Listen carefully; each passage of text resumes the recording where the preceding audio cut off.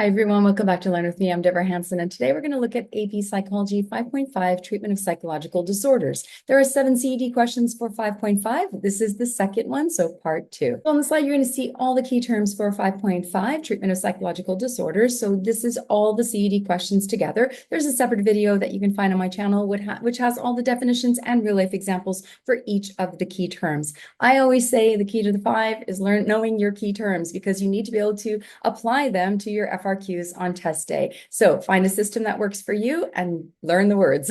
So before we get started, I just want to say thank you to everybody who's subscribed to the channel. Hit that like button, send me messages, emails, comments. It's really great. Thank you so much. I appreciate hearing from all of you, and I love making the videos, so it's really nice to hear from you and your suggestions also. So please do that. So we're going to start today. Just before we get started, if you want to follow along with the full slideshow, workbook, and study notes, so basically all the scripts that I use in talking about all of the different CED questions, you can find those in the link below at my Teacher Pay Teacher store, and you'll find all the units, not just unit 5, but 1 to 5. So hopefully that can help you study for the AP exam. So today we're going to look at CED question number 2, describe research and trends in the treatment of psychological disorders. So if you've been watching my videos, you always know that I like to start with an overview before we get really unpacking the essential knowledge. So the overview of trends in treatment. So the key idea is that the treatment of psychological disorders has evolved significantly with the shift from institutionalization to decentralized care. So some of the major changes we're going to look at: deinstitutionalization in the late 20th century, increased use of psychotropic medications, integration of therapy and medication in treatment plans. Let's start by taking a look at a major turning point in the history of mental health care: deinstitutionalization. This movement began in the mid-20th century and dramatically changed how people with mental illnesses were treated. Deinstitutionalization is the process of releasing individuals from long-term psychiatric hospitals or asylums and shifting their care to community-based settings. It was driven by both medical advancements and changing societal attitudes towards mental illness and human rights. So let's look at some of the key points. Advances in medication. One of the biggest enablers of deinstitutionalization was the development of psychotropic medications, especially antipsychotic drugs like Thorazine. These medications allowed individuals with severe disorders like schizophrenia or bipolar disorder to manage their symptoms without constant hospitalization. A shift towards community-based care would be the second. Instead of isolating individuals in large, often overcrowded institutions, the new approach emphasized outpatient treatment, therapy, support groups, and local mental health clinics. The goal was to help individuals live more independent, integrated lives within a society. Here's an example. For instance, someone diagnosed with schizophrenia might now be treated with antipsychotic medication, attend regular therapy sessions, and live in supportive housing, instead of being confined to a hospital for years or even decades. So why does this matter? Deinstitutionalization was an important step in recognizing the human dignity of people with mental illness. It also highlighted the need for accessible, ongoing support in the community. However, it wasn't without its challenges. Some individuals were released without proper follow-up care, leading to homelessness or incarceration for some. So deinstitutionalization represents a major evolution in how we care for those with psychological disorders. It reminds us that mental health treatment should focus on both recovery and reintegration, not just containment. We also have to talk about a major breakthrough in the treatment of mental health disorders: psychotropic medications. These are drugs that change brain chemistry to help reduce or manage the symptoms of psychological disorders. They've played a huge role in modern psychiatry and have helped millions of people live more stable, independent lives. Psychotropic medications are medications that act on the central nervous system, especially the brain, to influence mood, thought processes, and behavior. They don't cure mental illness, but they can significantly reduce symptoms and make therapy much more effective. So let's look at the different types of psychotropic medications. First, we have antidepressants. These are used to treat depression and sometimes anxiety or PTSD. The most common type is SSRIs, or selective serotonin reuptake inhibitors, like Prozac or Zoloft. They work by increasing serotonin levels in the brain to improve mood and emotional regulation. The next one is antipsychotics, used to treat schizophrenia and other psychotic disorders, which involve symptoms like hallucinations or delusions. These medications help reduce psychosis and bring a person closer to reality. For example, Risperdal or Thorazine. The next one are anxiolytics. Okay, so you can see that in the word below, anxiolytics. These are anti-anxiety medications, often used for generalized anxiety disorder, panic attacks, or short-term stress. Benzodiazepines like Xanax or Valium are very common, but they must be used cautiously due to the potential for dependence on them. So you can get addicted to them, so you have to be really careful with those. The last one is mood stabilizers, used primarily for bipolar disorder, where people experience extreme mood swings. Lithium is one of the most well-known mood stabilizers and can help prevent manic or depressive episodes. So what about the impact of psychotropic medications? One, we have improved symptom management. These medications help reduce the severity and frequency of symptoms, making it easier for individuals to function in daily life.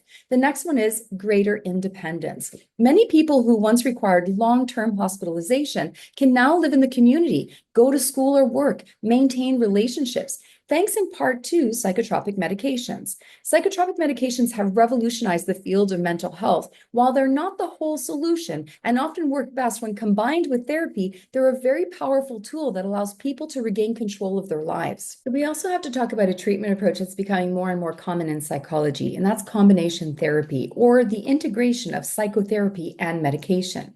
Many health professionals now recommend treating disorders from multiple angles, both biological and psychological, for the best possible outcomes. So what exactly is combination therapy? Well, combination therapy involves using psychotropic medications alongside psychotherapy to create a more comprehensive treatment plan. So for example, someone with depression might take an antidepressant to manage the chemical imbalances in the brain, while also participating in cognitive behavioral therapy to change negative thought patterns and behavior.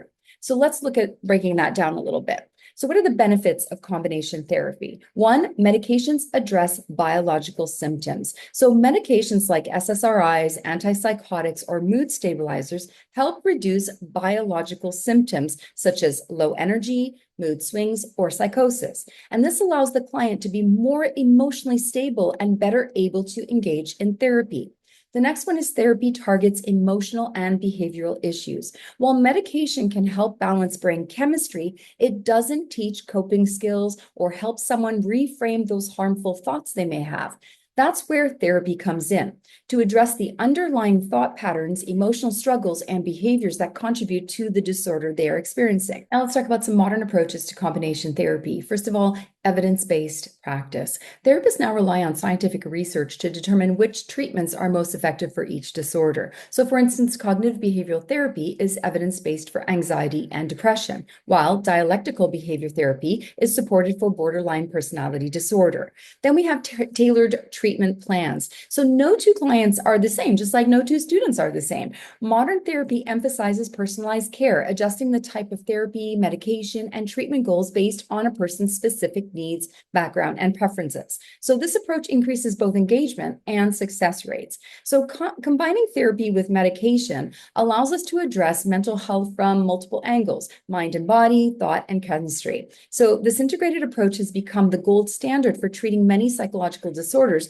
especially those that are more severe or complex. So remember, if you want to follow along with the full slideshow and the notes that go along with this, just check the link below and you'll find that through my store there, where you can get everything you need to follow along. Another major shift in mental health care is community-based treatment. Instead of relying on long-term hospitalization in institutions, modern mental health services now focus more on support within the community.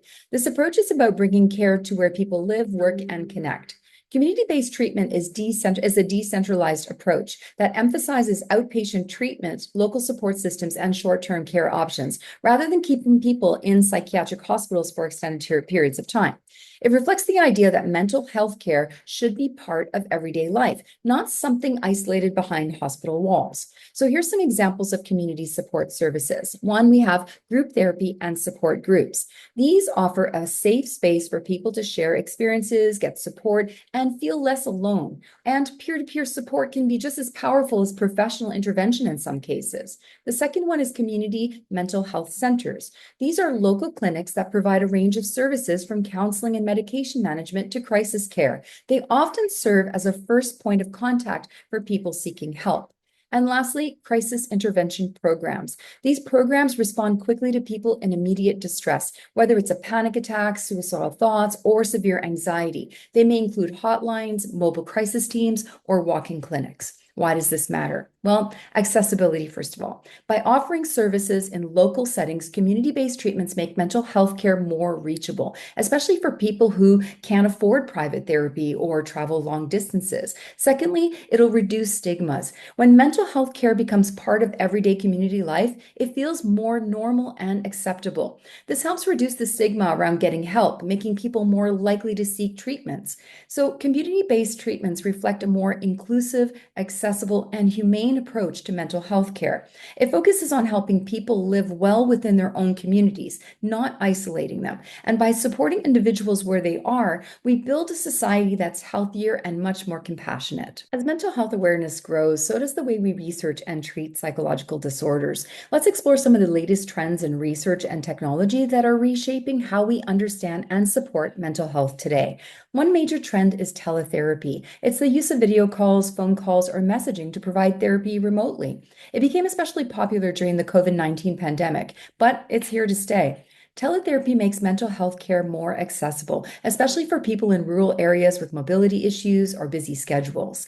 The second one we're going to talk about is biopsychosocial model. Modern mental health care is increasingly using this biopsychosocial model. Instead of just focusing on one cause, like brain chemistry, this model looks at biological, psychological, and social factors all together. For example, depression might be influenced by genetics, that's your biology. Thought patterns is your psychology, and relationships issues, it would be your social. A holistic view allows for more personalized and effective care.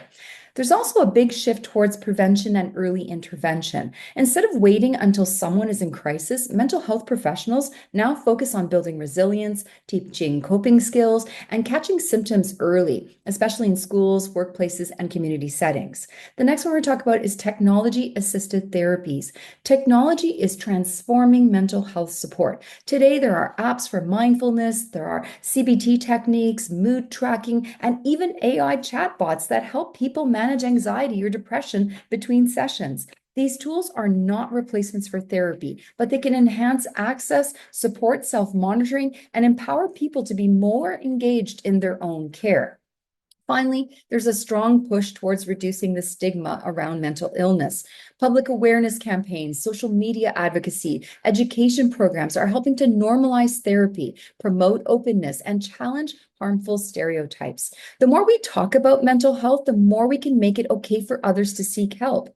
And these trends show how mental health care is becoming more inclusive, more tech-friendly, and definitely more proactive. As research continues and technology evolves, we're moving towards a future where mental health support is accessible, personalized, and stigma-free. Okay, so let's have a look at some key takeaways for the AP exam. You need to understand deinstitutionalization and its causes. You need to be familiar with types of psychotropic medications and their uses. You need to be able to recognize the shift to community-based and decentralized care. And also you need to be able to highlight the importance of integrating medication with therapy. And that is all the essential knowledge you need to know for question number 2, describe research and trends in the treatment of psychological disorders. Hopefully you found that helpful. If you did, please hit that subscribe button and the like button and leave me some comments. I always love to hear from all of you. Thank you so much for listening. See you next time.